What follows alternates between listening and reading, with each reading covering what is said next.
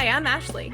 I'm Jen. And I'm Sara, and we are Unabridged, the podcast where teachers take on books. Join us each week for bookish episodes and check out our website, unabridgedpod.com, where you can find lots of new bookish content every week. Find us on Instagram, Facebook, and Twitter at UnabridgedPod and message us there or see our website to get plugged into the Unabridged community. You want opinions about books? We've got them.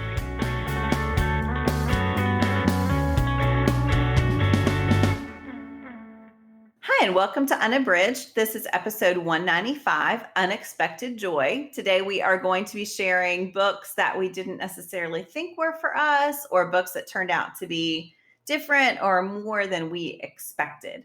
Before we get started, we just want to talk a little bit about bookshop.org. If you're not familiar with bookshop.org, that's an online bookstore whose mission, one of their missions, is to support local independent bookstores. And so when you buy books from there, part of your money can go to a bookstore of your choice, or if you don't choose one, they just divide it up between the bookstores who are members there. We have affiliate links to bookshop.org. So if you go to our shop, first of all, you can find curated lists that we have provided in bookshop.org. And you can share a little bit of that purchase price with us. We get a cut of anything you buy with those links or from our shop. So if you are interested, you can go to our website, unabridgedpod.com, and we have a link to bookshop.org there, and that will take you to our shop. Or you can go to bookshop.org/shop/unabridgedpod. We just really think that they have a great mission, and we hope that you'll check out bookshop.org if you haven't. All right, to get started, we are going to do our bookish check-in. Ashley, what are you reading? So one of the books I'm reading right now that I am almost finished with is Elizabeth Lem's 6 Crimson Cranes. This one just came out in July, and I was fortunate to get an early copy from NetGalley, and I was excited about it before I started it. I knew that it was a blend of The Wild Swan, a fairy tale, and also several East Asian tales, and that all of that would be part of the story. So it had caught my attention. I mean, I requested it on NetGalley, but I have loved it so much. So Shiori is the main character, and early on, she gets cursed, and it affects her and her 6 brothers. So she is a princess. They are the princes, all 6 of them. She's the only princess, and all 6 of them are affected by this curse. But for her, part of the effect is that she cannot speak at all. And it's also that she can't speak, but she still has her voice. And if she talks, it will kill, one sound would kill one of her brothers. So it's very high stakes, but it also requires a lot of willpower for her to navigate this aspect of the curse. I love the way that we see Shiori right away wind up in this horrible situation. And yet she is just really a remarkable character. I just really love her. I love going on the adventure with her. I really appreciate the way that she navigates her resourcefulness and her determination, and that despite horrendous circumstances and a lot of setbacks, it finds a way to continue to connect with people and to remain hopeful and to not give up in the face of really, really terrible odds and just like a hard situation that there doesn't seem to be a solution to. But she never loses sight of wanting to reconnect with her brothers, and she also just meets so many people along the way who turn out to be different than what she expects. And so I have absolutely loved it. It's been quite a while since I read a fantasy book, and I have enjoyed every bit of it. I haven't wanted to put it down, and I can't wait to see what happens at the end. So it's a great one. I highly recommend it. I'm not quite finished yet, but I feel sure that the last 10 or 15% is not going to alter my feelings, that it's really great. I do believe it's going to be a duology, so I don't think that it's going to be a huge series, but I am not expecting everything to entirely get resolved at the end of this one. Mm-hmm. So again, that's Elizabeth Lem's 6 Crimson Cranes, and I think it's great. Oh, that sounds amazing. Yeah. Oh my gosh. And Unabridged Pod Reading Challenge. Yes, it's perfect for that. In fact, I will probably be, if we talk about those anymore, I will probably revisit this one because, yeah, there's a lot to discuss as far as a retelling. Yeah, it's so good. Mm-hmm. Sarah, how about you? What are you reading? Well, I am going to cheat just a bit. I just finished Zakiya Dalila Harris's The Other Black Girl, and I loved it. I thought it was great. This book follows Nella, the only Black young woman working at Wagner Books, and she's been working there about 2 years. And then one day, a new Black girl about her age comes and starts working there. Her name is Hazel. And she's really excited because there's so much not represented at Wagner Books. So she's really excited to have an ally and someone who is also Black to help her with, she has started some diversity campaigns and different things at Wagner Books. There is also the perspective of 3 other Black women sprinkled throughout the book. One is Diana, one is Shawnee, and one is Kendra Ray. They're not really in the narrative of Nella and Hazel, but they are providing background information. And I really don't want to give too much away because it is fantastic. It is compelling. If you've watched the movie Get Out, there is a little bit of a similar type feeling that you get in that movie. It is not gory at all, but it has a little bit of a similarity to that movie. Oh, it's so good. I just loved it. That's why I wanted to cheat, because I just really want to promote it because I thought it was excellent. It gives you so much to think about. And I really liked the way that the author examined these young Black women and kind of their experience in the workforce. And it was great. It was just great. So definitely read it. It would be a great book club book, and I think it is excellent. So that is Zakiya Dalila Harris's The Other Black Girl. I cannot That wait book to read that one. I can't either. I was actually listening to another podcast, and one of the hosts talked about that book, and I went, and she described it so great, so with such great kind of like increased my anticipation for reading it. And so I went immediately and got the audio and the ebook from my library, and I read it really quickly. So it was great. I have that one on hold. I'm really looking forward to my hold coming in. Come on. Jen, what are you reading right now? So this book has a lot of authors, so get ready. So this is Danielle Clayton, Tiffany D. Jackson, Nick Stone, Angie Thomas, Ashley Woodfolk, and Nicola Yoon's Blackout. If you are a fan of YA novels, you are perking your ears right up because that is such an amazing slate of authors. And Blackout is, oh my goodness, I'm loving it so, so much.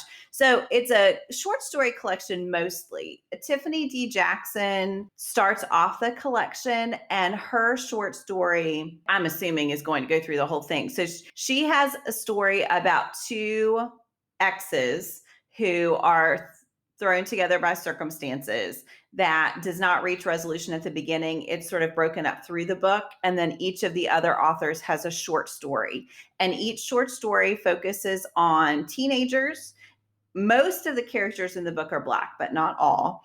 And it's just this variety of romances, all of which are precipitated by this blackout in New York City. So there's a blackout in New York, and that is causing characters to be in proximity who maybe otherwise wouldn't be, or is causing them to reveal things that maybe they wouldn't otherwise have revealed. It's really cool because each time we move from one short story to another, there's some connection. So maybe the next short story focuses on the sister of someone from the short story before, and they are different ages. So some of these teenagers have just graduated from high school. Some are still young teenagers.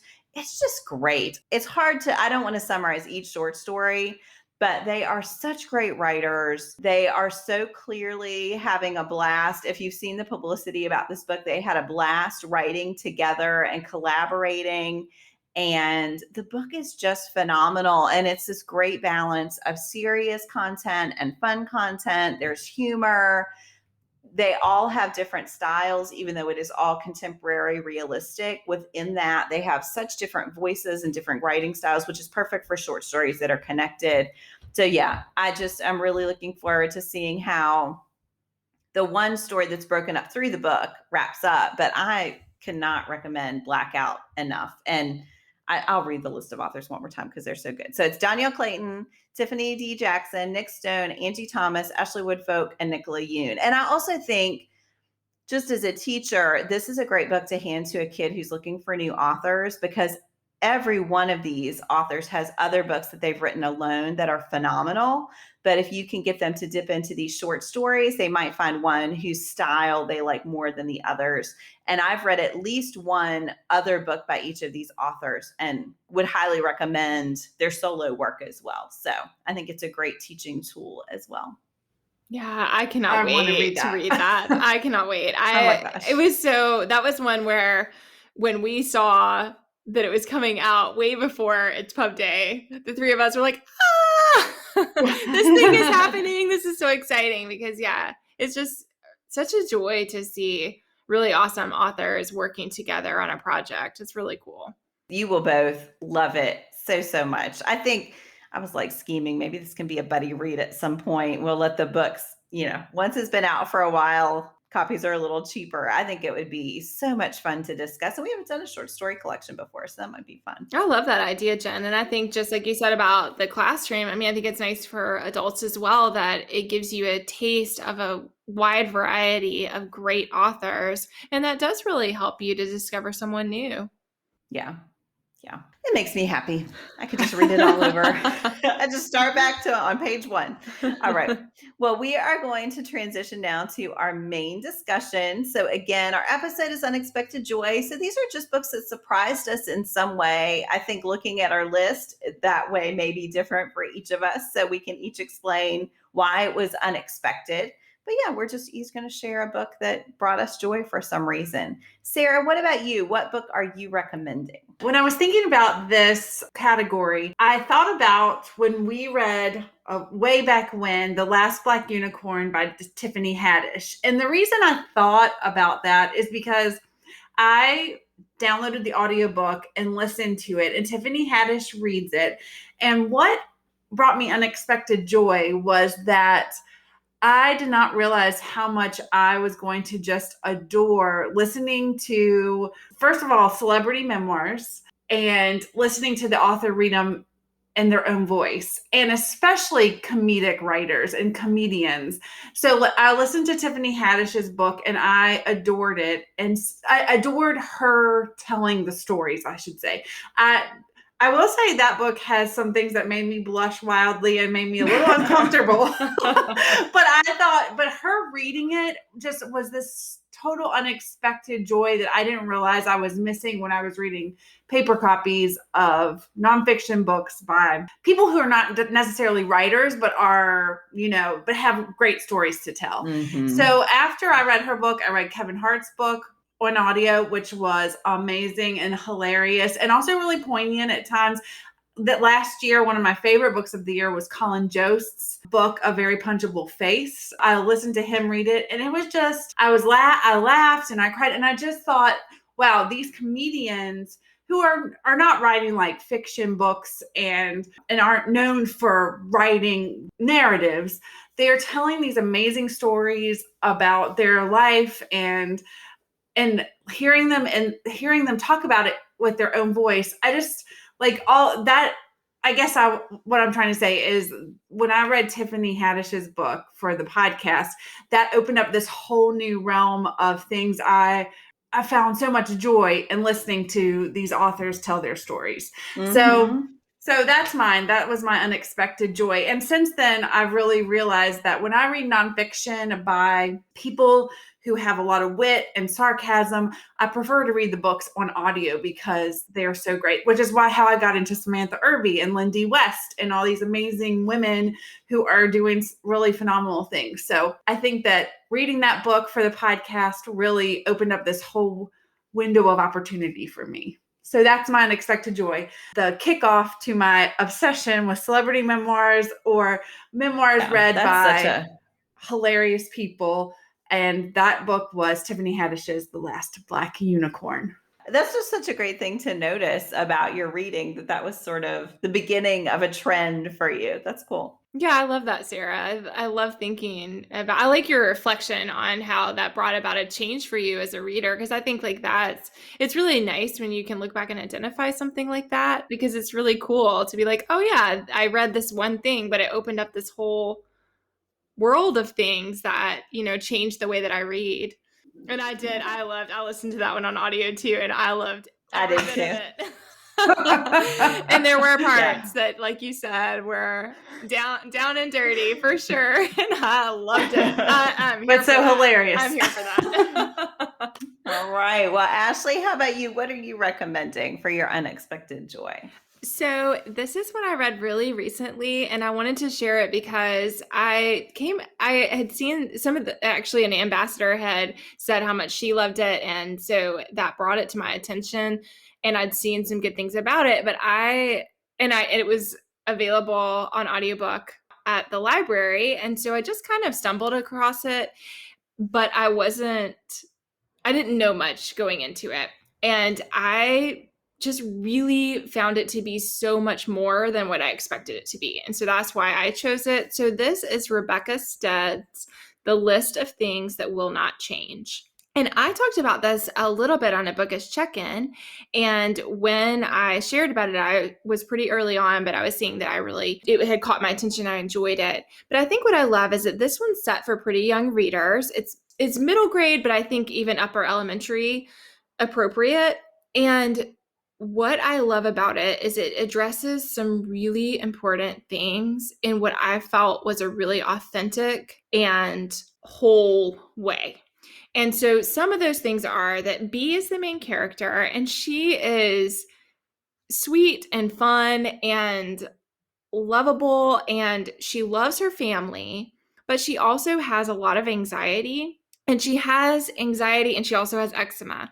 And for people who don't know a lot about eczema itches. I had terrible eczema when I lived in Japan. Mine's a lot better now. But anyway, it itches like really, really, really badly. But of course, anxiety and itching can also go together. And so she's navigating that. And then early on in the story, she's about 12 when she's telling the story, but you get the back story of a lot of what leads up to where she is as a 12-year-old. And that goes back to around when she's 8. So it goes back to when her mom and her dad are divorcing. And when they divorce, they want to make sure that she understands that each of them love her very much, and that they love each other, but in a different way than they did. And that their love for each other will not change, and that they will not move far away from each other. And so they make this list, and that's the title of the book, is The List of Things That Will Not Change. And the list is quite short when they first create it for B, but it says the most important things, and her parents use that as a way to talk to her about their divorce. And when they get a divorce, they're divorcing because her dad is gay. And so they also talk with her about how their love is different, and because of that, they still can be friends with each other, but her mom and dad are going to go in different directions. So that happens, and around the time that happens, they also be involved in therapy, and she gets to know Miriam, who is her therapist. And at first she does not like anything about that, but she develops this great relationship with Miriam. And so then later on, when we're getting to the point where she's 12, a lot of what she's working through as a 12-year-old, she works through not only with her parents, but also with Miriam. And I think what I really loved is the way that Stead shows what therapy can do for a child and how powerful that can be. And also how I think there's a lot of normalization of that, and how it's just great to have someone to talk to, and it's great to have coping mechanisms. And one of the things I loved about this story is that I think it's really powerful, and there are some really practical things that kids can immediately do that I got from the story. So we are in transit, and my 6-year-old is experiencing a fair bit of anxiety related to that. And so one of the things I love is the way that B is taught to have a time that she sets aside to worry every day.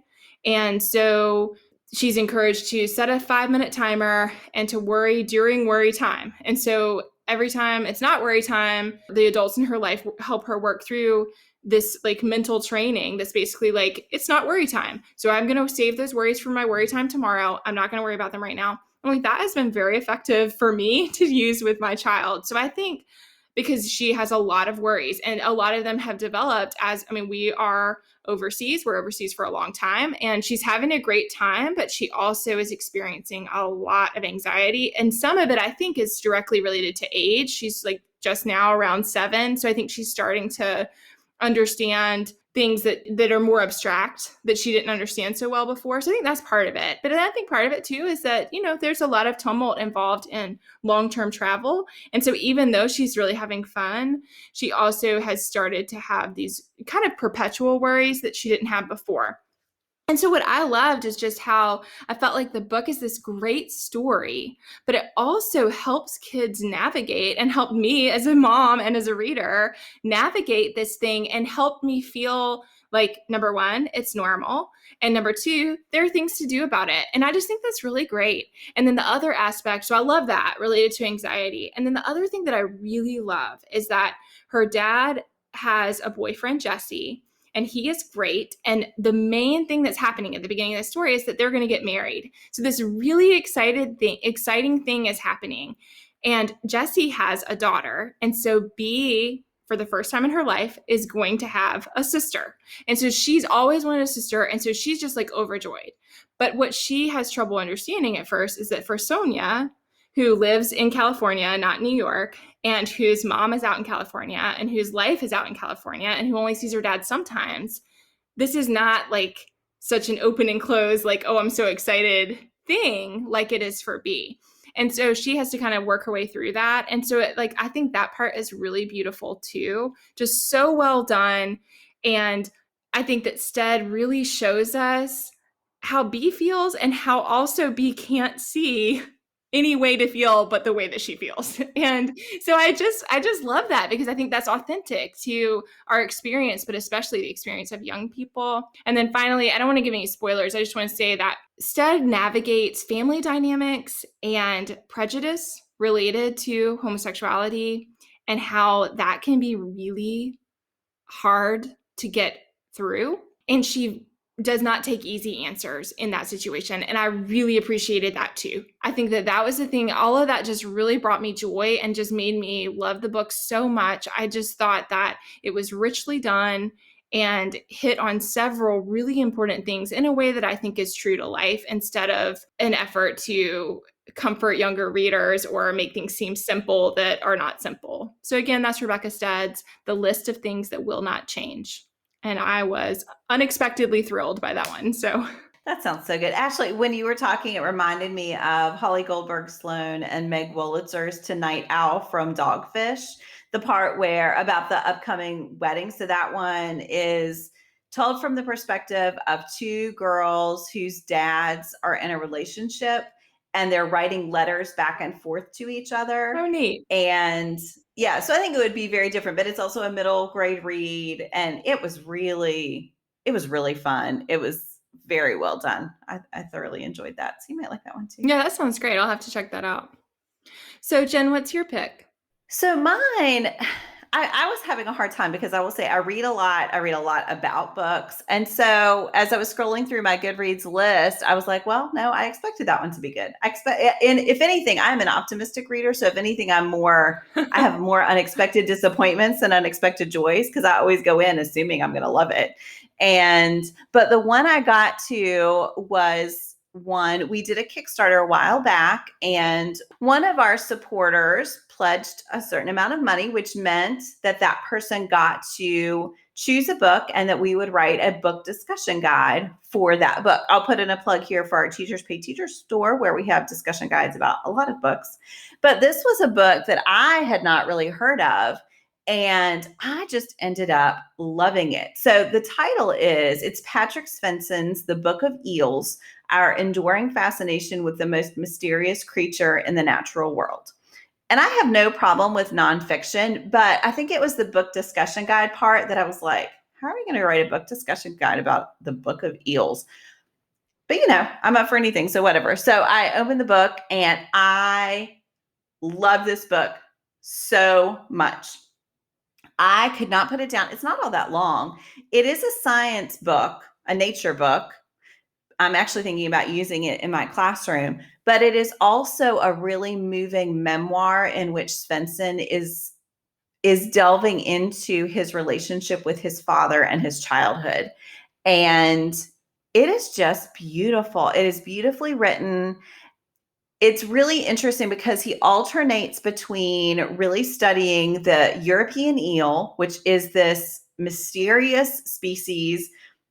We really don't know a lot about it still. People for a long time had never seen both sexes of the eel. They had no idea where they bred. There were all these mysteries around eels and just their life cycle, and they completely change appearance and biology in the different stages of their lives. So he goes through all of that. He talks about Freud had this weird experience with the eels before he was a psychologist. He was going to be a scientist, and he's in there. He talks about eels in literature and what they've come to symbolize. He talks about the way that eels can reveal a lot about our approach to the environment, about different communities who depend on fishing for eels to support their economy and what happens when they become endangered. So he has all of that half of the book. And then he just has, I fished with my dad a lot. And so I have very fond memories of fishing with my dad, and that meant a lot to me. And so those chapters about Svensson and his father fishing for eels and trying all of these different methods and what those times meant to him. I cried more than once in this book, which I definitely did not expect when I opened it up. It just was this reading experience. It just reminded me that I don't know about all the books and that I need to be open to books that other people have heard of that I haven't. And so it really was an unexpected joy to read this one. I just could not have loved it more. Every time I think about it, I kind of get moved all over again. I think it's a really beautiful book that has a lot of depth. And again, it's really not very long, but it covers so much ground, and it's almost like this web with threads reaching out into so many realms of human existence, all grounded with this very personal relationship. So I just loved it. Everyone should read The Book of Eels.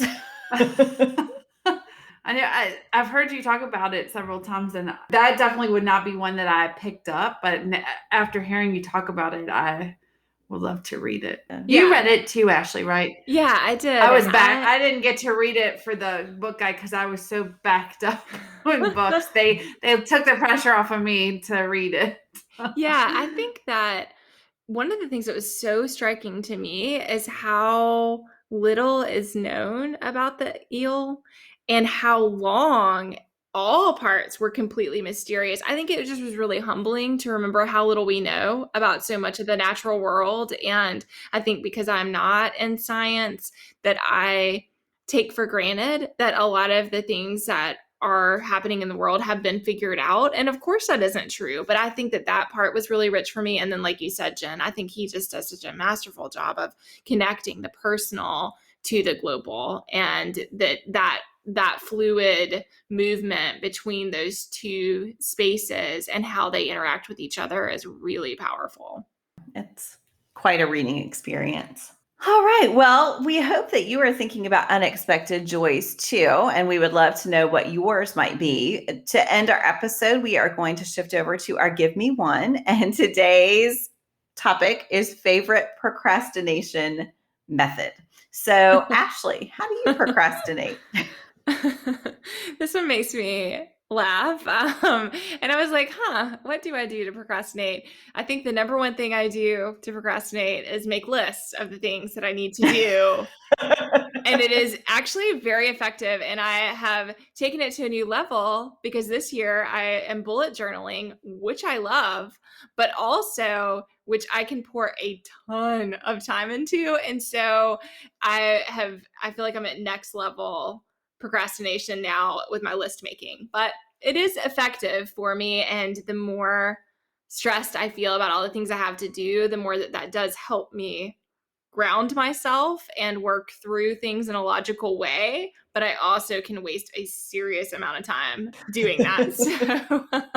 So yeah, it's one I enjoy, and also that keeps me from getting to the task. That sounds like a very appealing method. Sara, how about you? How do you procrastinate? Mine is not nearly as productive as Ashley's. Mine has no possible way to be productive, but mine is scrolling the socials and also TikTok. I get sucked in, and sometimes when I don't want to do something, I'll be like, I'll just take a little peek, and then 30 minutes later. So that's mine. It's bad, but what can I do? Yeah. Well, and I think it's tough because when you have something to do, it's not like you feel like you can designate time to something. Whereas for sure, my phone is a huge distraction that I do procrastinate with, because I won't give myself the grace to be like, oh, I'm going to go do whatever thing that I really want to do for 30 minutes or an hour or whatever. Right. Whereas it is a lot easier for something like that where, yeah, time passes, but you're not permitting that time to pass in the same way that choosing to do something is. I think that's been a really hard thing to navigate with the way our phones are now. Yeah. Oh yeah. Yeah. For sure. Yeah. Jen, what is your procrastination method? I have had so many over the years. I'm a really bad procrastinator.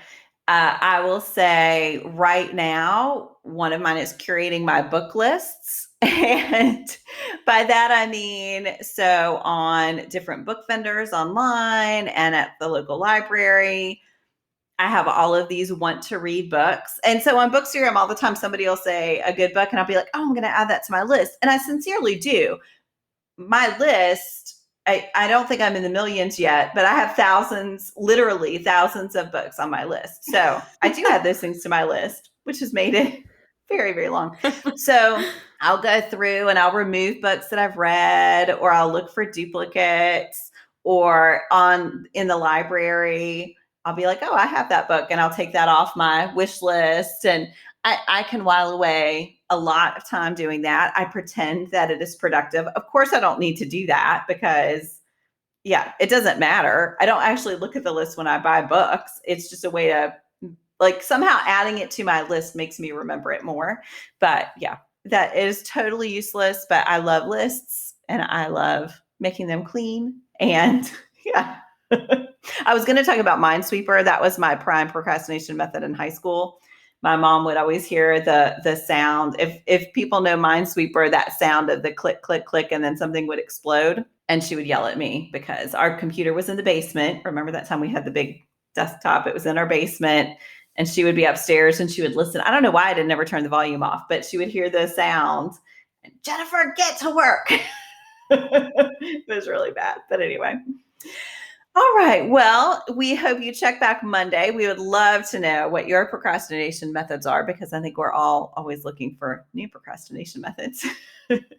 And let us know what your unexpected joys in reading have been. Thanks so much for listening. Do you have comments or opinions about what you heard today? We'd love to hear them. You can find us on Instagram, Facebook, and Twitter at Unabridged Pod, or on the web at unabridgedpod.com for ways to support us. To get more involved, you can sign up for our newsletter, join a buddy read, or become an ambassador. Thanks for listening to Unabridged.